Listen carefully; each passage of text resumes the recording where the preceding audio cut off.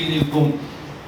അപ്പൊ നിസ്കാരത്തിന്റെ ആദ്യം മുതൽ അവസാനം വരെ അള്ളാഹുവിലേക്ക് പറഞ്ഞുകൊണ്ടിരുന്ന ആളായിരുന്നു. അത് കഴിഞ്ഞ് പിന്നെ ജനങ്ങളോട് പറയാം.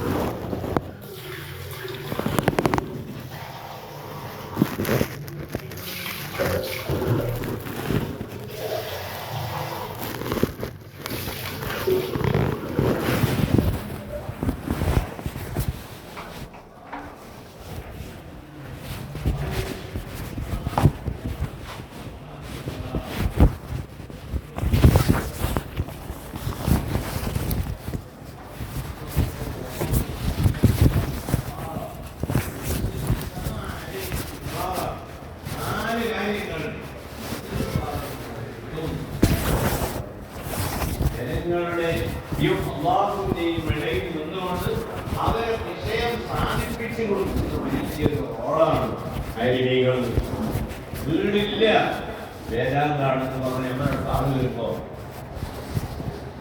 ഞാനൊരു വീടിന്റെ പണി തുടങ്ങിയിട്ടുണ്ട് അങ്ങോട്ട് വളരെ വേദാന്ത നമ്മുടെ വീടിന്റെ പണി ഞങ്ങളോട് പറയരുത്. അതെവിടാ പറയേണ്ടത്?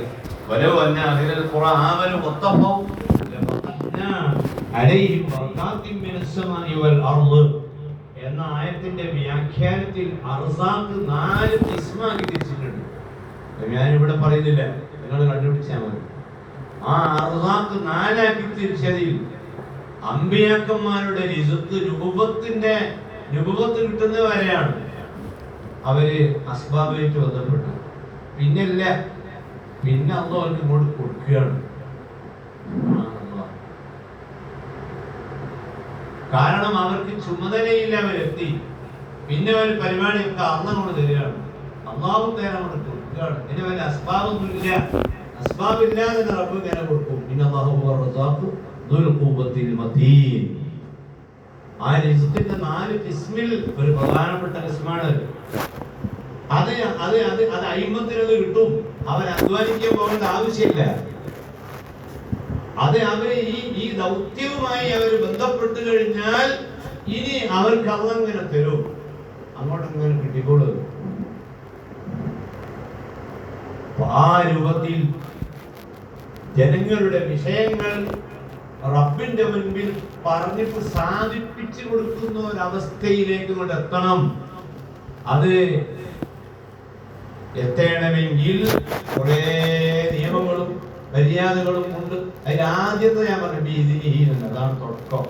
ആ തുടക്കം കൊണ്ട് കിട്ടിയിട്ട് ബാക്കിയുള്ള ഈമാൻ വേണം, തഖ്വ വേണം, മുറുവത്തുകൾ അതിൻ്റെതായ റൂട്ടുകളൊക്കെ ക്ലിയർ ആക്കി ഇങ്ങനെ പോകുമ്പോൾ അല്ലാഹു തആല മനുഷ്യനെ പാഴാക്കുകയില്ല. ഒരു മധ്യവർത്തിയായിട്ടാണ് ഈ ഇമാമിയങ്ങൾ ഉള്ളത്. നമ്മുടെ കേരള മുസ്ലിം ജമാഅത്തും സമസ്ത കേരള ജമിയത്തുൽ ഉലമയും ഇപ്പോൾ എല്ലാ തലങ്ങളിലും ഈ നേതൃത്വം എന്ന് പറയുന്ന ഈ ഒരു ലീഡർഷിപ്പ് ഇതിന്റെ ക്ലാസുകൾ സംഘടിപ്പിക്കാൻ ഈ ഘടകങ്ങളോട് പറഞ്ഞുകൊണ്ടിരിക്കുകയാണ്. എല്ലാ സ്ഥലത്തുള്ള ചർച്ചയാണുള്ളത്. ഏത് ഇമാമത്ത് എന്ന് പറയുമ്പോൾ നമ്മളിപ്പോ നിസ്കാരത്തിലുള്ള ഒരു ഇമാമത്ത് മാത്രമാണ് നമ്മുടെ കൽബിൽക്ക് വേഗം കൊണ്ട് തബാദുറാകുക. ഇമാമത്ത് എവിടെ? ഇമാമത്തൊന്നുമില്ല. പിന്നെ വെള്ളിയാഴ്ച ഒന്നും പോകും, അത് ഇമാമത്തല്ലേ? അല്ല, അത് ഇമാമത്താണ്. പിന്നെ എന്താ പരിപാടി? ഇമാമത്തില്ല. അപ്പൊ നിസ്കാരത്തിലുള്ള ഇമാമത്ത് മാത്രമാണ് ഇമാമത്ത് എന്നുള്ളൊരു വിചാരം നമ്മളെയൊക്കെ കടന്നുകൂടിയിട്ടുണ്ട്. അത് ശരിയല്ല എന്ന് ബോധ്യപ്പെടുത്താനാണ് നമ്മളെ ഈ ക്യാമ്പ്. ഈ ക്യാമ്പിൽ ഇപ്പോ മഹല്ലിൽ ഉള്ള ഇമാമത്ത്, മഹല്ലിൽ ഉള്ള ലീഡർ ആരാണ്? നമ്മളെ മഹല്ലിൽ ലീഡർ ആരാണ്? അത് ഒരു രാഷ്ട്രീയക്കാരാണ് ഇപ്പൊ ഇവിടെ ഭരിക്കുന്നത്. ശരി, അവര് ഭരിച്ചോട്ടെ, പേരിൽ അവരാണെങ്കിലും അവർക്ക് മുഴുവനും റൂട്ട് കാണിച്ചു കൊടുക്കുന്നതും പ്രശ്നങ്ങൾ വരുമ്പോൾ അവർ സമീപിക്കുന്നതും നമ്മളെ ആയിരിക്കണം. ജനറൽ ബോഡിയിലെ അധ്യക്ഷൻ ആരായാലും ശരി, അധ്യക്ഷൻ നമ്മളായിരിക്കണം. സയ്യിദുനാ അബൂബക്കർ സിദ്ദീഖ് റളിയല്ലാഹു അൻഹു ഭരണം ഏറ്റെടുത്ത സമയത്ത് മുഹമ്മദ് നബി സല്ലല്ലാഹു അലൈഹി വസല്ലം വഫാത്തായി. ഒരു വെള്ളിയാഴ്ച മുത്തുനബി ഖുതുബ, പിറ്റത്തെ വെള്ളിയാഴ്ച സിദ്ദീഖുൽ അക്ബറാണ് റളിയല്ലാഹു അൻഹു. ആ നിസ്കാരത്തിൽ നേതൃത്വവും മിമ്പറിലും എത്തിയതോടുകൂടി ആ അബൂബക്കർ സിദ്ദീഖാണ് ആ നാട്ടിന്റെ ഭരണാധികാരി. അങ്ങനെ വന്നത് അതാ, രണ്ടും ഒന്നാണ്, ഒരു വ്യത്യാസവും ഇല്ല. ലെറ്റർ പേഡ് വേണമെന്നില്ല. അപ്പൊ എന്റെ മുമ്പിലൂടെ ബോർഡ് വെച്ചാണ് നല്ലതാ. വെറുതെ നമ്മൾ തന്നെ അടുത്ത വരെ ബെല്ലടിച്ച് ബേജാറാക്കണം. അതിനു വേണ്ടിയാണ് നമ്മക്കൊക്കെ വെച്ച് ബെല്ലല്ലേ, ബോർഡല്ല. മറ്റുള്ളവർ ബുദ്ധിമുട്ടാവാതിരിക്കാൻ വേണ്ടി ഒരു ബോർഡ് വെച്ചത്. അപ്പൊ അബൂബക്കർ സിദ്ദീഖ് ഖലീഫയായി. അപ്പോ കച്ചവടക്കാരനാണ് സിദ്ദീഖ് എന്നവര്, വ്യാപാരിയാണ്. ഈ ഭരണം ഏറ്റെടുത്തതോടുകൂടി കച്ചവടം നിന്ന്. പിന്നെ അവിടെ പീടികയില് സാധനം കൊടുക്കാനും നിന്ന് എത്താണ്ടായി. കാരണം ആളുകൾ ഇങ്ങനെ വന്നിട്ട് ഓരോ വിഷയം ചോദിക്കലും പറയലും പിന്നെ അതിന്റെ അവിടെ തുടങ്ങി കൊടുക്കാൻ പോകണം, ഇവിടെ വേർക്കാൻ പോകണം, അങ്ങനെല്ലാം കൂടി ആയപ്പോ ഉമർ ബിൻ ഖത്താബ് റളിയല്ലാഹു അൻഹു അന്ന് 2000 ശമ്പളം. അപ്പോ കച്ചവടം നിൽക്കലോട് കൂടി ഉമർ ഖത്താബ് റളിയല്ലാഹു അൻഹു 500 കൂടി 2500. വെള്ളിയാഴ്ച ഒരു ആടിനെ പാസ്സാക്കി. വെള്ളിയാഴ്ച വില നിറച്ച് വേണം. അപ്പൊ ആ വിരുന്നുകാരൊക്കെ സൽക്കരിക്കണമെങ്കിൽ സ്വന്തം ഫണ്ടിൽ നിന്ന് എടുത്തു കൊടുക്കാനുള്ള കഴിവില്ല. അപ്പൊ ഒരാട് ബൈത്തുൽ മാലിൽ നിന്ന് പാസ്സാക്കി കൊടുത്തു. ആ ആടിനകത്ത് അങ്ങനെ ഫ്രൈഡേ ആണല്ലോ, അവരുടെ ഇറച്ചിന്റെ ഒരു ആഗ്രഹം ഉണ്ടാവും. അവ ആടിനകത്ത് അതിന്റെ ചെലവോട് ബൈത്തുൽ മാലിൽ ഒക്കെ പാസ്സാക്കുന്ന ഉമർ ഖത്താബാണ്. ഭരിക്കുന്ന ആരാ? അബൂബക്കർ സിദ്ദീഖ്. അങ്ങനെയാണ്. സദർ ഉസ്താദ് ആരായാലും 1ാം ക്ലാസ്സിൽ ഉസ്താദാണ്, മദ്രസ കൊണ്ടെടുത്തില്ല. ശരിയല്ലേ? അതൊരു പവറാണ്. അപ്പോ എന്നതുപോലെ മഹല്ലിൽ ഏതെല്ലാം ഭാരവാഹികളുണ്ടെങ്കിലും അവിടുത്തെ കാര്യങ്ങൾ തെർത്തീബിന്റെ പിന്നിലുള്ള ആള് ആരാവണം? നമ്മളെ ഉസ്താദാവണം. അത് കിട്ടാനില്ല. അത് നമ്മളെ രാഗതത്തിന് വേണ്ടിയാണ്. നമ്മളൊരു ഭരണം ആഗ്രഹിച്ചിട്ടല്ല. ഹക്കീം ബിൻ ഹിസാമിന്റെ ഹദീസ് ഇമാം മുസ്ലിം ഉദ്ധരിച്ചു. നിങ്ങൾ പ്രസിഡന്റ് സ്ഥാനം അല്ലെങ്കിൽ ഇമാമത്തിന്റെ സ്ഥാനം അല്ലെങ്കിൽ സെക്രട്ടറി പദവി നിങ്ങൾ ചോദിക്കണ്ട. പിന്നെ